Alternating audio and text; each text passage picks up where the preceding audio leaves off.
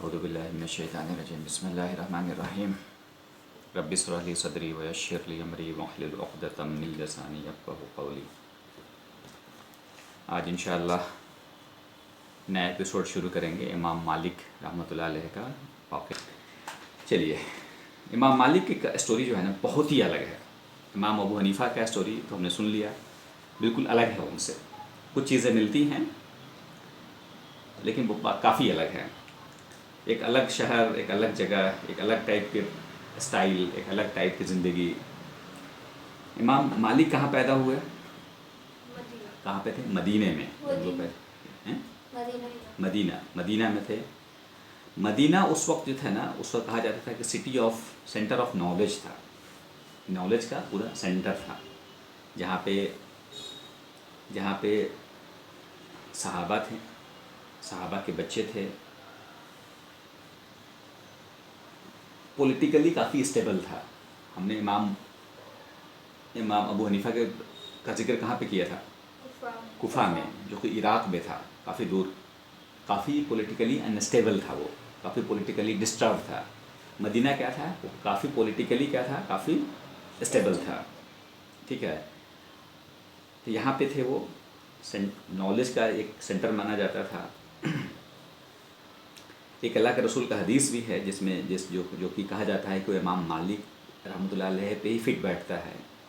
उनका कहना, अल्लाह के रसूल का हदीस है जिसका मफ़हूम है कि एक ऐसा वक्त आएगा जब लोग सफ़र करेंगे दुनिया में, इधर उधर जाएंगे नॉलेज के लिए, लेकिन नॉलेज हासिल करने, इल्म हासिल करने के लोग यहाँ वहाँ जाएंगे दुनिया में, लेकिन फिर घूम फिर के वो उनको मदीने के स्कॉलर इतना मदीने में जो आलिम हैं, मदीने में जो नॉलेज का जो लेवल रहेगा वैसा उनको कहीं नहीं मिलेगा। वो घूम फिर के वहीं पे आएंगे। तो ये ज़्यादातर स्कॉलर्स हैं, उलमा हैं, उनका कहना है कि ये बात अल्लाह के रसूल का हदीस से फिट बैठता है इमाम मालिक पे। लोग यहाँ जाएंगे वहाँ जाएंगे, लेकिन घूम फिर के उनको इमाम मालिक से बड़ा स्कॉलर, उनके इमाम मालिक से बड़ा मुहद्दिसीन नहीं मिलता था उन्हें। ठीक है, मदीने में उनसे बड़ा स्टेटस किसी का नहीं था। उनसे बड़ा इमाम, उनसे ऊपर के लेवल का कोई नहीं था। बल्कि उनको कहते थे कि इमाम ऑफ मदीना। क्या कहते थे? इमाम ऑफ मदीना, मतलब पूरे शहर की बात हो रही है, इमाम ऑफ मस्जिद नहीं, इमाम ऑफ मदीना, पूरे सिटी की बात हो रही थी कि पूरे सिटी के इमाम हैं। 93 हिजरी में बॉर्न हुए थे। 93 हिजरी में बॉर्न हुए थे। उसी साल, जिस साल में एक सहाबी थे अनस इब्न मालिक रजी अल्लाह तआला अन्हु, वो इंतकाल किए थे, उसी साल में इनकी पैदाइश हुई थी। ठीक है,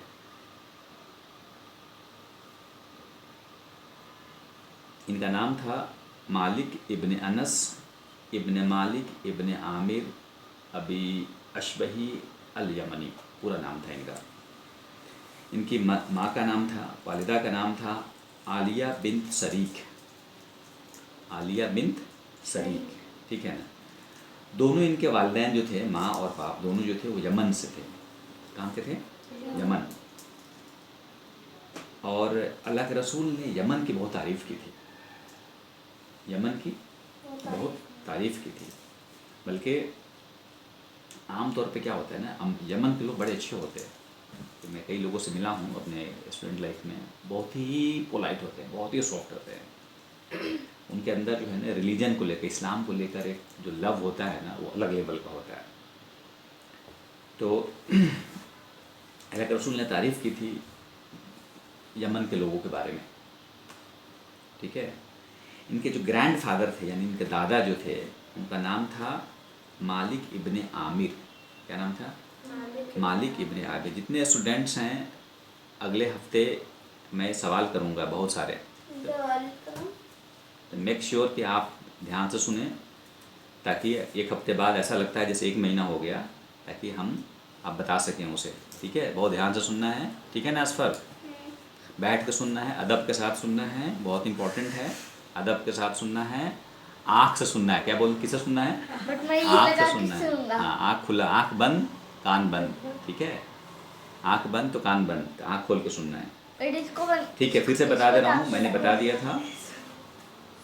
क्या क्या पूछे आरिफ तुम? इनके वारिस का नाम क्या था? इसको भी लगाऊंगा तो आँख खुलेगी। मालिक इब्न अनस, अनस इब्न अनस, अनस नाम था उनके वालिद का। ठीक है, इनके उनके वालिद का नाम क्या था? इब्न आमिर। उनके दादा का नाम क्या था? इब्न आमिर। ठीक है, यमन से थे। तो उनके दादा जो है ना वो माइग्रेट किए थे, मूव किए थे, यमन से मदीना आए थे। बताया ना कहाँ के थे ये लोग? ओरिजिनली कहाँ के थे? यमन से, और मूव किए थे मदीना। कब? उमर रजी अल्लाह तआला अन्हु के ज़माने में। उनके दादा मूव किए थे उमर रजी अल्लाह तआला अन्हु के ज़माने में, और उस वक्त वो सहाबा के स्टूडेंट बन गए थे। किसके बारे में बात कर रहा हूँ मैं? उनके दादा के बारे में। क्या नाम था? मालिक इब्ने आमिर। वो कब आए थे? किसके ज़माने में? उमर रजी अल्लाह तआला अन्हु। तो उन्होंने सहाबा से तालीम हासिल की थी। उन्होंने आयशा रजी अल्लाह तआला अन्हा, आयशा रजी अल्लाह तआला अन्हा कौन है? यस, अल्लाह के रसूल सल्लल्लाहु अलैहि वसल्लम की जौजा बीवी। उनसे पढ़ा था उन्होंने। उमर रजी अल्लाह तआला अन्हु से, उस्मान रजी अल्लाह तआला अन्हु से, अली रजी अल्लाह तआला अन्हु से, तलहा रजी अल्लाह, तो बहुत सारे सहाबी से उन्होंने तालीम हासिल की थी। ठीक है, उनके दादा के बारे में बात रही है। ठीक है, और इतना अच्छा मकाम था उनका इतना बड़ा मकाम था कि उस्मान रजी अल्लाह तआला अन्हु जब वो कुरान को कंपाइल किया जा रहा था ना, उनके ज़माने में कुरान को कंपाइल किया गया। कुरान तो पहले ऐसे ऐसे लिखा हुआ एक जगह तो नहीं था, कहीं पे कपड़े पे है, कहीं कागज़ पे है, कहीं पत्थर पे है, कहीं यहाँ वहाँ ऐसे ऐसे लिखा हुआ था, एक बुक की शक्ल में नहीं था। तो जब वो कंपाइलेशन हो रहा था तो उसमें लोगों को चुना गया था, जो लोग नॉलेज वाले हैं उन लोगों ने मिल के उसको कंपाइल किया था। उसमें एक इनके दादा भी थे, ये भी थे। ठीक है, उस्मान रजी अल्लाह तआला अन्हु के बारे में, उनके ज़माने में, कि बहुत ही स्पेशल मकाम था। ठीक है ना, बल्कि जब उस्मान रजी अल्लाह तआला अन्हु का शहादत हुआ है, जब वो इंतकाल कर गए, जब उनको कत्ल कर दिया गया था, उस वक्त काफ़ी एक बहुत बड़ा फितना था। तो उस वक्त उनको कहते हैं ना, जनाजे पब्लिकली जनाजा नहीं पढ़ा गया था उस्मान रजी अल्लाह तआला अन्हु का। उस वक्त कुछ ऐसे बताया था ना पिछली बार, खवारिज मूवमेंट चल रहा था, तो उन लोगों ने ही कत्ल किया था उस्मान रजी अल्लाह तआला अन्हु का। और उतना डिस्टर्ब था कि वो पब्लिकली जनाजा नहीं हुआ था उनका, तो उनको प्राइवेटली जो कुछ ख़ास लोग थे, उसमें अली रजी अल्लाह तआला अन्हु, उनके दोनों बेटे हसन और हुसैन रजी अल्लाह तआला अन्हु, मालिक, और उसमें मालिक इब्न आमिर भी थे। कहने का मतलब है कितने स्पेशल थे। इन लोगों ने मिल के जो जनाजा, एक छोटा सा जमात करके जनाजा पढ़ा था उस्मान रजी अल्लाह तआला अन्हु का। कहने का मतलब यह है कि बहुत ही ख़ास स्टेटस था उनका सहाबा के साथ, उनके दादा का। ठीक है, और काफ़ी बहादुर भी थे। जो हज़रत आमिर थे काफ़ी बहादुर भी थे, कई सारे बैटल में भी गए वो, कई सारे लड़ाई में भी, जो लड़ाइयाँ हुई हैं उसमें भी शामिल हुए। बल्कि उमर इब्न ख़त्ताब के ज़माने में कई सारे वो जंग में भी गए हैं, और फाइनली वो मदीने में आकर सेटल हो गए हैं। यमन से आए थे, मदीना में रहे और यहीं पे पढ़े लिखे और यहीं पे सेटल हो गए। उनके दादा के बारे में हो रहा है। ठीक है, और उसके बाद जो खलीफा बने हैं उमर बिन अब्दुल अज़ीज़, ये उमर रजी अल्लाह तो बोलते हैं ना, उमर बिन ख़त्ताब के दो उसके बाद आए हैं, तो काफ़ी चेन में एक दो चेन के बाद आते हैं वो। उनका नाम था उमर बिन अब्दुल अज़ीज़। उनके ज़माने में उन्होंने इनको एडवाइज़र बनाया था, अपना सलाहकार, हिंदी में बोलते हैं सलाहकार, यानी एडवाइज़र बनाया था उनको। ठीक है, और इनका जो फैमिली था, कहने का मतलब इमाम मालिक का जो फैमिली था, बड़ा ही तालीम याफ्ता फैमिली था, एजुकेशनली काफ़ी आगे थे। इनके फादर भी, इनकी माँ भी, इनके अंकल भी, इनकी आंटी भी, सारे लोग क्या थे? एक पे एक स्कॉलर थे, बड़े बड़े स्कॉलर थे, मतलब बहुत पढ़े लिखे थे, बहुत जानकार थे। बल्कि उनके अंकल के बारे में आता है, अबू सुहैब उनके अंकल थे, जो कि टीचर रहे इमाम अल-ज़ुहरी के। इमाम अल-ज़ुहरी जो कि ये पहले इंसान हैं जिनको अपॉइंट किया गया था हदीस कलेक्ट करने के लिए। हदीस कलेक्शन का जब उमर बिन अब्दुल अजीज़ के ज़माने में हदीस कलेक्शन शुरू हुआ था, तो उन्होंने अपॉइंट किया था किसको, इमाम अबू अबू सुहैब, उनके अंकल को, ठीक है। इमाम मालिक जो थे उनके एक भाई था, भाई भी थे उनके, उनका नाम था अल नदर।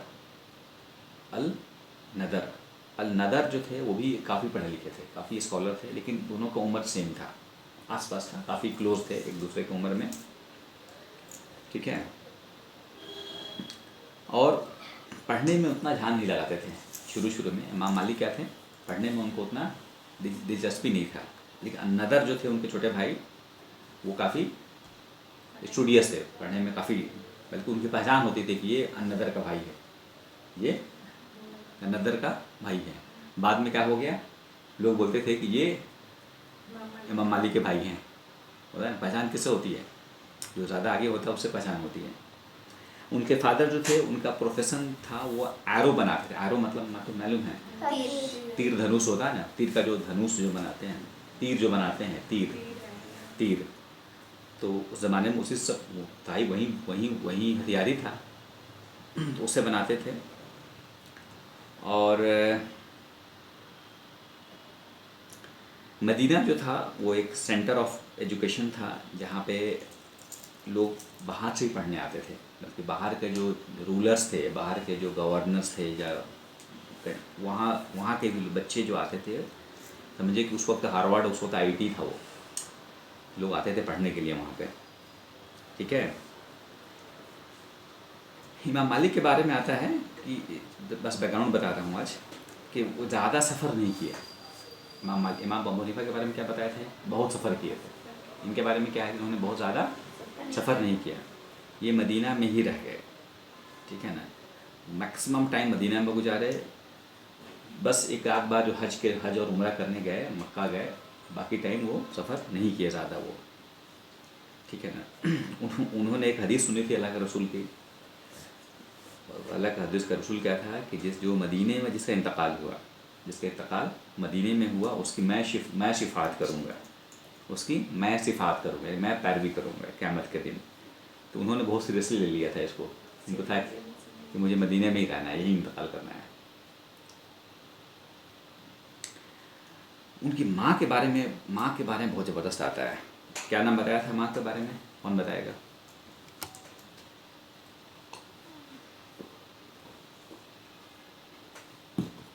आलिया बिन शरीक, आलिया बिन शरीक, याद रखना है, ठीक है। इंपॉर्टेंट चीज़ याद रखना है ना, इतने बड़े बड़े पर्सनालिटीज़ हैं, उनके एक आध नाम नहीं याद, कितने लोगों का नाम, माँ बाप भाई बहन सबका नाम याद है हमें, हैं फालतू फालतू लोगों का। हाँ मतलब सेलिब्रिटीज़ हैं तो ये हैं, क्रिकेटर हैं तो ये हैं, उनका नाम याद है हमें, इतने बड़े हमारे हीरोज़ हैं ये, इनका नाम था। हाँ तो क्या, आलिया बिन्त मतलब होता है बेटी। इस्लाम में जो नाम रहते हैं तो वो हमेशा बाप के नाम के साथ जोड़ते हैं, ठीक है। आलिया बिन्त शरीक, बिन मतलब हाँ बेटा, बिन्त मतलब बेटी। इमाम मालिक के बारे में आता है कि बड़ा ही इनके बारे में आता है, इनकी माँ, एक ऐसा कौल है कि इनकी जब माँ जो है, जब ये अपनी माँ के पेट में थे, तो ऐसा आता है कि काफ़ी दिन तक इनकी प्रेगनेंसी रही थी, काफ़ी दिन के बाद वो पैदा हुए थे। बल्कि आता है कि 2 से 3 साल तक वो रह गए पेट में, पैदा ही नहीं हुए वो काफ़ी वक्त के बाद वो पैदा हुए। मतलब वो एग्जैक्ट मालूम, लेकिन उनको नॉर्मल प्रेगनेंसी होती है वो नहीं था, काफ़ी वक्त के बाद वो उनका हुआ। और उनका जो कम्प्लेक्शन था, जो देखने में जो थे, बहुत ही वाइट थे, बिल्कुल वाइट थे। ब्लंट हेयर था, ब्लंट हेयर क्या बोलेगे मतलब, ब्राउन हेयर, ब्लंट, पहले ब्लंट हेयर था, ब्लू आई था उनका। आई कैसा था, ब्लू आई, मतलब बिल्कुल white skin, blunt hair, blue eye, बहुत ही अनयूजुअल थे देखने में। यमनी लोग ऐसे नहीं दिखते आमतौर पे, यमन के लोग जो है ना ऐसे नहीं दिखते हैं। ब्लंट हेयर यानी ब्लू आइज मतलब ब्लू आइज मतलब कराया था वो चेंज नहीं कराया था उन्होंने, उनका नेचुरली था। ब्लू आई चेंज नहीं कराया था उन्होंने, उनका अल्लाह ने ऐसा ही बनाया था, ब्लू आई था उनका। और वाइट स्किन था, बहुत ही हैंडसम थे, बहुत ही हैंडसम थे, बहुत ही गुड लुकिंग थे, ठीक है। ये उनकी पर्सनालिटी थी। अब आते हैं उनके बचपने में। पढ़ने के शौकीन नहीं थे, पढ़ने में उनको मन नहीं लगता था। उनका शौक क्या था? कबूतर। कबूतर के साथ खेलना, कबूतर को दाना दाना, कबूतर के साथ खेलना उनका फेवरेट काम था। उस वक्त तो इंटरनेट मोबाइल था नहीं कि वो गेम खेलते रहते, रील देखते, वो तो था नहीं। क्या करते? कबूतरों के साथ खेलते रहते। और क्या बनना चाहते थे? सिंगर बनना चाहते थे। हाँ, क्या बनना चाहते थे? सिंगर, गाने वाला सिंगर बनना चाहते थे। कबूतर पूरी फैमिली में ऐसा कोई नहीं था। पूरी फैमिली कैसी थी? सारे पढ़े लिखे, कोई इमाम है, कोई स्कॉलर है, कोई आलिम है, कोई हाफिज़ है, सारे स्कॉलर हैं। और ये क्या बनना चाह रहे हैं? सिंगर बनना चाह रहे हैं, ठीक है। अब उनकी माँ जो है बहुत परेशान रहती थी, उनकी वालदा जो है बहुत परेशान रहती थी। वो क्या करती थी? उनको डेली क्या करते, तैयार करती थी, पूरा अच्छे से ड्रेस करके, अच्छा सा सर पे होता है ना टर्बन रखते थे ना पहले के ज़माने में, टर्बन, वो कैप जो है ना, वो मामा रख के बांधती थी, पूरा अच्छे से तैयार करके। और उनको भेजती थी। एक उस वक्त मशहूर उस्ताद थे, रबिया, वन ऑफ द, मतलब रबिया बिन अब्दुर्रहमान, वो उस वक्त मदीने के स्कॉलर थे। उनके पास भेजती थी, बोलती थी कि जाओ और उनसे अदब सीख कर आओ। क्या क्या क्या करो? जाओ और उनसे अदब सीखो। कहते थे कि जाओ उनसे अदब सीखो, इल्म से पहले उनसे अदब सीख के आओ। इल्म से पहले क्या सीखो? उनसे अदब सीखो। अपना जाते थे, रूटीनली स्कूल जाते थे, लेकिन उतना ज़्यादा ध्यान किधर था? कबूतर पे, ठीक है। उनकी माँ जो थी, क्या नाम था फिर? आलिया बिन्त शरीफ। काफ़ी एक्टिव लेडी थी, काफ़ी एक्टिव थी, पढ़ने में भी बहुत एक्टिव थी। वो खुद भी कई सारे हलकों में जाती थी। हल्का मतलब क्लासेस करती थी वो, खुद भी कई सारे क्लासेस, बहुत सारे इमाम थे, उन बहुत सारे स्कॉलर थे, उन क्लासेस में जाती थी।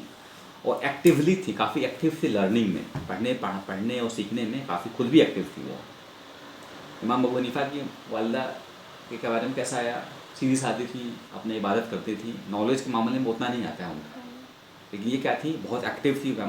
इमाम अबू हनीफा की वालदा जैसे नहीं थी, ये खुद भी नहीं, वहाँ पढ़ना, यहाँ पढ़ना, वहाँ भेजना है, वहाँ पर खुद भी कहते ना कमांड संभाली हुई थी, ठीक है। और बल्कि एडवाइस करती थी कि नहीं उनके पास जाना है, उस शेख के पास जाना है, उन टीचर के पास जाना है। काफ़ी एक्टिव थी, ठीक है ना। 2 साल तक उन्होंने भेजा रबिया के पास, जो हज़रत रबिया थे उनके पास उन्होंने 2 साल तक भेजा।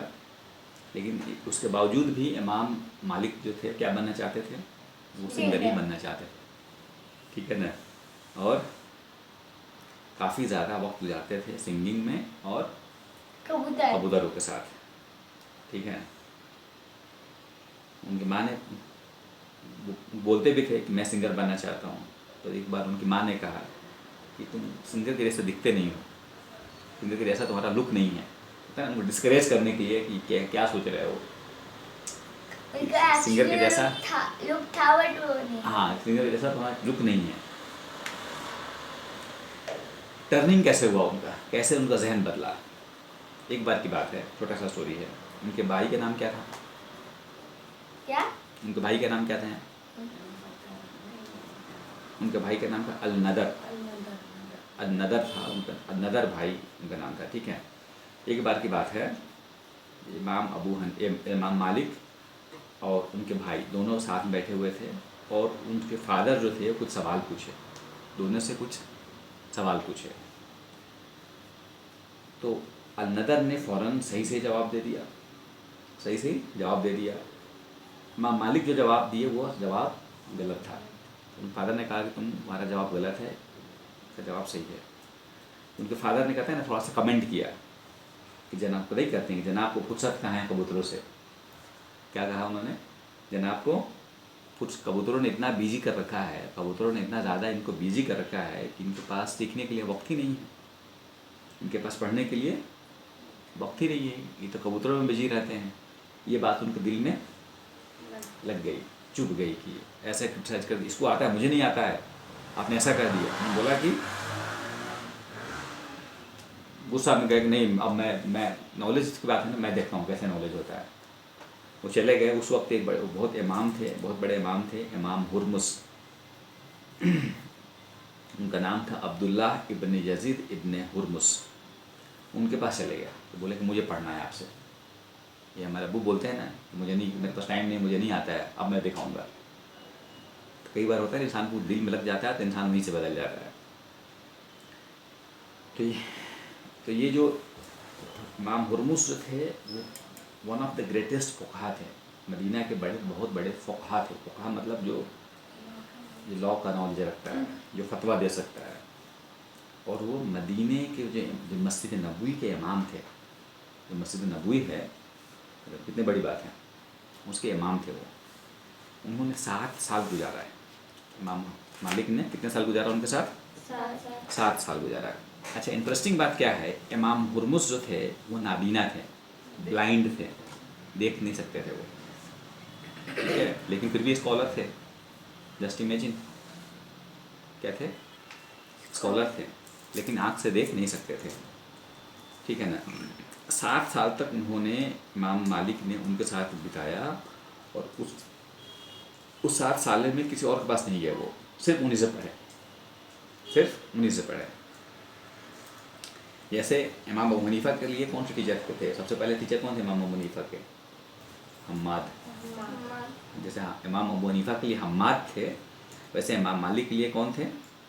हुरमुस, इमाम हुरमुस। 7 साल तक पढ़े और फिर 5 साल और पढ़े इमाम हुरमुस। उस 5 साल में इमाम हुरमुस के साथ ही पढ़े और बाकी टीचरों के पास, बाकी उस्ताद के पास भी गए, ठीक है। इमाम मालिक क्या है ना कि शुरू में वो जानना शुरू किया और धीरे धीरे क्या होगा ना, इमाम हुरमुस से बहुत मोहब्बत करने लगे वो, कहते हैं ना, ये स्टार्टेड लविंग, इमाम हुरमुस से बहुत ज़्यादा मोहब्बत करने लगे और बहुत ज़्यादा वक्त गुजारते थे उनके साथ, ठीक है ना। इतना ज़्यादा वक्त गुजारते थे कि वो, उनको होता था ना कि क्लास कर, उनको अकेले पढ़ना रहता था। इमाम हुरमुस के साथ पढ़ते थे वो, हदीस सुन रहे हैं, सुना रहे हैं, पढ़ रहे हैं, बातें कर रहे हैं टीचर के साथ। अब बीच में कोई और आ जा रहा है पूछने के लिए, कुछ और डिस्टर्ब हो जाते थे, होता है ना। मदीने में और भी लोग हैं पढ़ने वाले, कुछ और आ जा रहा है, कोई और सवाल लेके आ जा, कोई और मसला लेके आ जा रहा है, डिस्टर्ब हो जाते थे वो। तो क्या करते थे उस वक्त इमाम मालिक क्या करते थे, बहुत सारे खजूर लेके आते थे, ठीक है ना, और इमाम हुरमुस के जो बच्चे थे उनको दे देते थे कि ये लेके बाहर बैठ जाओ। उनको था ना, जैसे टॉफ़ी होता है ना आज के डेट में, तो उस वक्त टॉफ़ी वही था, खजूर उस वक्त का टॉफ़ी था। ये लो, कोई भी आएगा तो बोल देना है कि अब्बू बिजी हैं। कोई भी आएगा तो बोल देना कि अब्बू बहुत बिजी हैं, और सही में बिजी हैं। तो इमाम हुरमुस को पता नहीं है, बच्चे बाहर से ही जो भी आ रहा है कि किस लिए करते थे, क्योंकि मुझे इनका टाइम चाहिए, मुझे इनसे और पढ़ना है, और पढ़ना है। इतना शौक हो गया था उनको पढ़ने का, ठीक है। इमाम मालिक क्या करते थे, फजर से पहले आते थे इनके घर पे। जस्ट इमेजिन, फजर में उठना मुश्किल हो रहा है हम लोगों के लिए, और फजर से पहले उठ के चले आते थे अपने उस्ताद के घर में, और उनको, चूँकि नाबीना थे, उनको लेके जाते थे मस्जिद नबवी, क्योंकि मेरे इमाम थे वो, ठीक है। और फिर वापस लेके आते थे, या जो भी वक्त, पूरा दिन वक्त गुजारते थे, और रात में इशा के बाद काफ़ी रात में छोड़ के जाते थे उनको, तब जाते थे अपने, लौट के जाते थे घर। कई बार ऐसा होता था कि रात, आधी रात हो गई है, आधी रात में लौट के गए हैं ये। इतनी नॉलेज के लिए, इल्म की कितनी मोहब्बत हो गई थी, उस्ताद की कितनी अजमत थी, मोहब्बत थी। इतना पढ़ने के बावजूद इमाम मालिक का एक बहुत फेमस कॉल था, कहते थे उनके कोई भी सवाल पूछो तो इमाम मालिक का मैक्सिमम जवाब क्या होता था, आई डोंट नो, मुझे नहीं आता है, ला अदरी, ला अदरी, हाँ ला अदरी, ठीक है ना। और ये कहाँ से सीखा था उन्होंने? इब्न हुरमुस से सीखा था। इमाम इब्न हुरमुस थे, वो बार बार कहते थे ला अदरी, मुझे नहीं आता है, मुझे नहीं आता है। बल्कि इमाम हुर्मुस इब्ने हुर्मुस इस पे जोर देते थे अपने बच्चे स्टूडेंट को सिखाने में कि ये चूँकि ये सीखना बहुत इंपॉर्टेंट है कि आप स्कॉलर बन रहे हो और आलिम बन रहे हो, ये इंपॉर्टेंट है कि ये कह देना कि मुझे नहीं आता है, नहीं आता तो नहीं आता है। ईगो बीच में नहीं आना चाहिए। आपका मर्तबा मैं कैसे कह सकता मुझे नहीं आता है, तो इस पे बहुत जोर देते थे। कौन?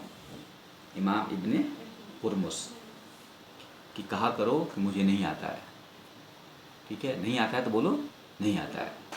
तो ये इमाम अबू हनीफा ने इमाम मालिक ने उनसे सीखा क्या कहना है कि मुझे नहीं आता है। नॉलेज के इतने बड़े महान थे नॉलेज के मामले में, लेकिन फिर भी कहते थे ला अदरी, मुझे नहीं आता है, कोई घमंड नहीं, ठीक है।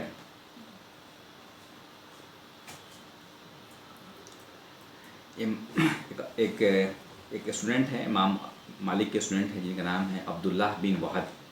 उनका कहना था कि ज़्यादातर मोस्ट ऑफ द टाइम इमाम मालिक से कुछ पूछा जाता था तो उनका सवाल एक ही होता था कि उनका आंसर एक ही होता था कि आई डोंट नो। ज़्यादातर जवाब क्या होता था उनका, इमाम मालिक का, ला अदरी, मुझे नहीं आता है। इंटरेस्टिंग है, इमाम जो इब्न हुर्मुस थे वो ताबई थे। ताबई मतलब क्या होता है, पिछली बार बताया था मैं हेमंत। ताबई मतलब क्या होता है? जो सहाबा के साथ जो सहाबा से मिले। हाँ, जिन्होंने सहाबा को देखा उन्हें क्या कहते हैं? ताबई। सहाबा से मिले, उन सहाबा तो इनका इमाम हुर्मुस इब्न हुर्मुस जो थे ना वो ताबई थे, बहुत सारे सहाबा से मिले थे। कभी कभी क्या करते थे ये इमाम मालिक को बोलते थे कि दरवाज़ा बंद कर दो, दरवाज़ा बंद कर दो, और फिर वो चले जाते थे उस ज़माने में बातें करते करते ना, अच्छा वो उमर का ज़माना कैसा था, उस्मान का ज़माना कैसा था, उस वक्त लोग कैसे थे। आज हम बात करते हैं ना, कभी कभी हम लोग घर पे ही बात करते हैं तो लोग अपने अपने बचपन में चले जाते हैं कि देखो हम लोग ऐसे करते थे, ऐसे खेलते थे, ऐसे होता है ना, हर आदमी चला जाता है अपने पास्ट में चला जाता है। इमाम इब्न हुर्मुस क्या करते थे, इमाम मालिक के साथ इतने क्लोज थे कि बोलते दरवाज़ा बंद कर दो, और इमाम इब्न हुर्मुस सुनाने लगते थे कि अपने उस ज़माने का वाक़या जब सहाबा हुआ करते थे, और वो सुनाते सुनाते बिल्कुल रोने लगते थे। वो रोने लगा, आँख से उनका आंसू निकलने लगता था, बहुत रोते थे, ठीक है ना। ये उनके पहले उस्ताद थे इमाम इब्न हुर्मुस। उनके सेकंड उस्ताद का नाम है, सेकंड उस्ताद के बारे में थोड़ा सा बता के यहाँ पर क्लोज़ करेंगे, क्योंकि स्टोरी अगले वीक में कोशिश किया जाए ख़त्म करने का, आज तो ख़त्म नहीं हो सकता है। उनका अगले उस्ताद का नाम है नाफे मौला अब्दुल्लाह बिन उमर, यानी अब्दुल्लाह बिन उमर के स्लेव थे जिनको फ्री कर दिया गया था। अब्दुल्लाह बिन उमर के स्लेव थे, स्लेव मतलब गुलाम थे, लेकिन को आज़ाद किए हुए गुलाम थे, ठीक है ना। नाफे जो थे ये हबसी थे, हबसा के थे, अबिसीनिया के जगह हबसी में थे, और आवाज़ बड़ी अलग टाइप की थी। अरबी पढ़ते थे, अरबी जो बोलने का अंदाज़ था वो काफ़ी टूटा फूटा अरबी बोलते थे, ब्रोकन अरबी बोलते थे, बड़ी मोटी आवाज़ थी, हेवी एक्सेंट था, होता है ना, आवाज़ बड़ी मोटी थी, टूटा फूटा अरबी बोलते थे। लेकिन कमाल की बात क्या थी, जब हदीस की बात आती थी ना, जब कहा जाए कोई हदीस नकल कीजिए, बिल्कुल परफेक्ट फ्लो में बोलते थे, बहुत ही परफेक्ट फ्लो में बोलते थे। बहुत सारे लोग हैं ना जिनको बात करते हैं तब टूट लाते हैं, कहा जाए गाना गाओ जरा, बहुत सारे ऐसे लोग हैं जो बात करेंगे तो हकलाएंगे, लेकिन जब कहा जाए कोई गाना गाइए तो बिल्कुल फ्लो में चला जाता है, कोई वैसे उनका था। बात करेंगे तो टूटी फूटी अरबी बोलते हैं, लेकिन जैसे कहा जाए हदीस कोई सुनाइए, बिल्कुल बिना किसी प्रॉब्लम के, ठीक है ना। काफ़ी उन्होंने हदीस बयान किया है अब्दुल्लाह बिन उमर से, ठीक है ना। अब्दुल्लाह बिन उमर चूँकि उनके साथ रहते थे, उन्हीं के गुलाम थे, आज़ाद कर दिया गया लेकिन उनके साथ रहते थे, उनसे बहुत सारे हदीस नकल किया उन्होंने, ठीक है। नाफी जो थे काफ़ी रिज़र्व थे, ठीक है, काफ़ी रिज़र्व थे, लोगों से ज़्यादा बात नहीं करते थे। होते हैं कुछ लोग होते हैं ना, बहुत रिजर्व होते हैं बिल्कुल। इमाम अबू हनीफा क्या थे, बहुत ही लाइट थे, सब लोगों से मिलना हंसना। इमाम ये जो नाफे जो थे हजरत, ये बहुत ही रिजर्व थे, मस्जिद जाते थे अपने चुपचाप चले आते थे, ज़्यादा किसी से बात नहीं करते थे, लोग उसे डरते थे। बल्कि इमाम मालिक कहते हैं, मुझे भी डर लगता था उनसे काफ़ी। इमाम मालिक क्या कहते हैं, काफ़ी डरते थे उनसे, ठीक है ना। और लेकिन क्या करते थे, इनको सीखना होता था उनसे उनसे क्या करते थे, अब डर इतना था कि अब उस्ताद से ज़्यादा बात नहीं कर सकते हैं, और तो क्या करते थे, उनके घर के बाहर इंतजार करते थे, जाकर घर पर नॉक नहीं करते थे कि जाकर नॉक करके बोले कि मुझे पढ़ा दीजिए, ऐसा नहीं करते थे। उनके घर के बाहर वेट करते थे, और घर के बाहर उनको कुछ पेड़ पौधा था नहीं। क्या करते थे कि वो घर के बाहर ऐसे ही धूप में कहीं खड़े हुए हैं, घंटों घंटों खड़े रहते थे कि गेट खुलेगा वो निकलेंगे, तो ऐसे वो शो करते थे कि जैसे मैं अभी आ रहा हूँ। जैसे वो गेट खोल कर निकलते थे, ऐसे भी लगता था जैसे मैं ऐसा नहीं करते, दिखाते थे कि मैं 2 घंटे से वेट कर रहा हूँ, ऐसा दिखाते थे। अदब का ये मकाम था, दिखाते थे कि नहीं मैं तो जस्ट मैं आया। फिर वो अपना कुछ पढ़ते थे, हदीस पूछते थे। उनकी माँ कहती थी, उनके वालिद ने, इमाम मालिक के वालिद ने भी कहा था कि अपनी वाइफ से, इनके माँ से, ये घंटों घंटों खड़ा रहता है बाहर में धूप में, वहाँ कोई छाँव नहीं है। उनकी माँ ने कहा कि कोई बात नहीं, उसको स्ट्रगल करने दो, उसको नॉलेज के लिए लेट हिम स्ट्रगल, ठीक है ना, हदीस के लिए, नॉलेज के लिए स्ट्रगल करने दो। पहले टीचर कौन थे, सबसे पहले टीचर कौन हुए, बचपन का टीचर जहाँ अदब सीखने जाते थे, रबिया रबिया हजरत रबिया थे, जिनसे क्या सीखते थे वो, अदब के लिए भेजा था उनकी माँ ने। सेकंड टीचर जो जब उनको समझ में आया पढ़ने के लिए, खुद से गए पढ़ने, किसके पास गए, इब्ने हुरमुस। और थर्ड टीचर कौन है, नाफे, नाफे, ठीक है। इनके और भी टीचर हैं, 2-3 टीचर और हैं अभी, इसके बारे में हम लोग बात करेंगे, ठीक है।